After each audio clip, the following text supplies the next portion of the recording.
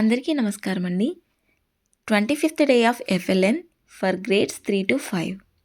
ఈ వీడియోలో 25వ రోజు ఏ విధమైన కృత్యాలు చేయించాలి, దానికి కావలసిన మెటీరియల్ ఏంటి అనేది ఈ వీడియోలో చూసేద్దాం. తెలుగుకు సంబంధించిన కృత్యాలు చేయించడానికి కావలసిన మెటీరియల్ కథల పుస్తకాలు, ఆటల పుస్తకం. ఇవి రెండు టర్ల మెటీరియల్లో మనకి ప్రొవైడ్ చేశారండి. ఇక కృత్యాల విషయానికి వస్తే మొదటి కృత్యం సంభాషణ. దీనికి ఎటువంటి మెటీరియల్ అవసరం లేదు. మనకి ఏ టాపిక్ అయితే ఇచ్చారో దానిపైన విద్యార్థులతో మాట్లాడించాలి. రెండవ కృత్యం కథ. కథల పుస్తకాలను విద్యార్థులకు ఇచ్చి షెడ్యూల్లో ఏ కథ అయితే ఇచ్చారో ఆ కథను చదివించాలి. మూడవది మైండ్ మ్యాప్. చదివిన కథ నుండి పదాలు తయారు చేయాలి. ఇది స్ట్రీమ్ వారికి. మౌంటైన్ వారికి కథలోని పదాలతో వాక్యాలు తయారు చేయడం, పదాలను వర్గీకరించడం, సొంత వాక్యాలు తయారు చేయడం, సారాంశాన్ని రాబట్టడం. అదేవిధంగా స్కై వారికి కూడా వారు నోట్స్లో వీటిని రాయడం. ఇక నాలుగవ కృత్యం ఆటలు. ఆటల పుస్తకంలో ఇచ్చిన ఆటలు మనకి షెడ్యూల్లో స్ట్రీమ్ వారికి అంత్యాక్షరి, మౌంటైన్ వారికి గుండ్రంలో గులకరాళ్ళు, స్కై వారికి వాహవాహ వాక్యం ఇచ్చారు. సో వీటిని ఆడిస్తే మనకి తెలుగు సబ్జెక్ట్ అనేది పూర్తవుతుంది. Next maths. మ్యాథ్స్లో ఫస్ట్ యాక్టివిటీ గణితమునకు సంబంధించిన సంభాషణ. దీనికోసం టర్ల మెటీరియల్లో ఇచ్చిన పోస్టర్స్ని విద్యార్థులకు అందించాలి. స్ట్రీమ్ వారికి తీసివేతకు సంబంధించిన మౌఖిక ప్రశ్నలు వేసి వాటి ఆన్సర్స్ని మాట్లాడించాలి. మౌంటైన్ వారికి కూడికకు సంబంధించిన మౌఖిక ప్రశ్నలు వేసి వాటికి సంబంధించిన ఆన్సర్స్ని రాబట్టాలి. స్కై వారికి మార్కెట్ పోస్టర్ని అందించి దాని నుండి గణితంకు సంబంధించిన మాటలు మాట్లాడించాలి. ఇక సెకండ్ యాక్టివిటీ సంఖ్యావాచకం. ఇది కూడా టర్ల్ మెటీరియల్లో ఇచ్చారండి. Numbers chart. దాన్ని 8 పద్ధతుల్లో చదివించాలి.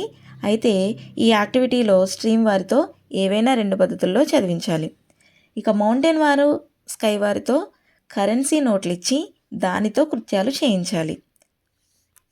ఫర్ ఎగ్జాంపుల్, విద్యార్థులకు కొన్ని నోట్స్ ఇచ్చి అవి 100, 1000, 10, 1, అది రూపాయి నోట్లు కొన్ని ఇచ్చి ఈ దగ్గర మొత్తం ఎంత అమౌంట్ ఉంది అనేది చెప్పించడం. ఇక థర్డ్ యాక్టివిటీ విస్తరణ రూపం. మనకి టర్ల్ మెటీరియల్లో విస్తరణ రూపం చార్ట్ ఇచ్చారండి. ఆ చార్ట్ ద్వారా స్థాన విలువలు నేర్పించాలి. విస్తరణ రూపం కూడా ఈజీగా నేర్పించవచ్చు.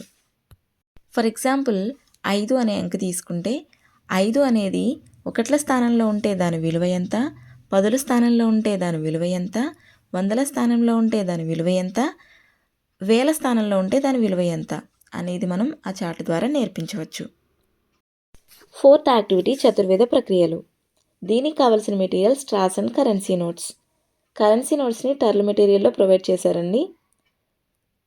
స్ట్రీమ్ వారికి స్ట్రాలను అందించి ఆ స్ట్రాల ద్వారా తీసివేత పద సమస్యలు చేయించాలి.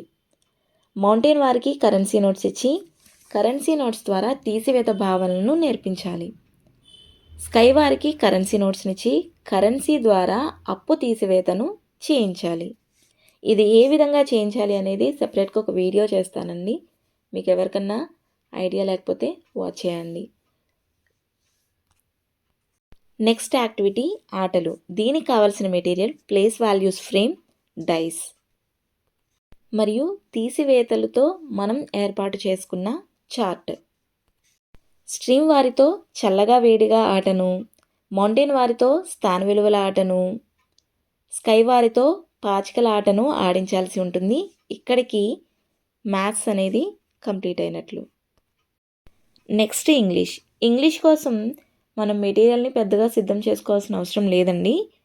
ఆల్రెడీ షెడ్యూల్లో పారాగ్రాఫ్ అయితే ఇచ్చారు. విద్యార్థులకు స్థాయికి తగ్గట్లుగా పారాగ్రాఫ్ ఇవ్వడం జరిగింది.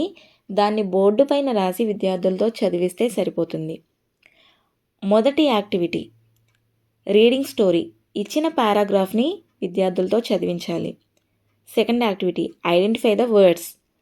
వాళ్ళు చదివిన పారాగ్రాఫ్ నుండి పదాలని ఐడెంటిఫై చేయాలండి. స్ట్రీమ్ వారైతే 5 words, మౌంటైన్ వారైతే 8 words, స్కై గ్రూప్ వాళ్ళు 10 words.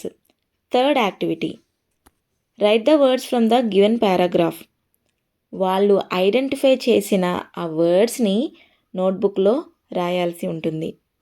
ఇక్కడితో ఇంగ్లీష్ అనేది పూర్తయిపోయింది. 25వ రోజున ఎటువంటి కృత్యాలు చేయించాలి అనేది డైరీ ఎలా రాయాలో ఇప్పుడు మీకు చూపిస్తానండి. ఇది నేను రాసుకున్న డైరీ అండి.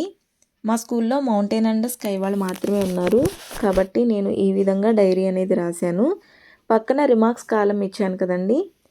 ఈ యాక్టివిటీస్లో ఎవరెవరు ఆ యాక్టివిటీని చేయగలిగారు, చేయలేకపోయారు అనేది రిమార్క్స్లో రాయడం జరుగుతుంది.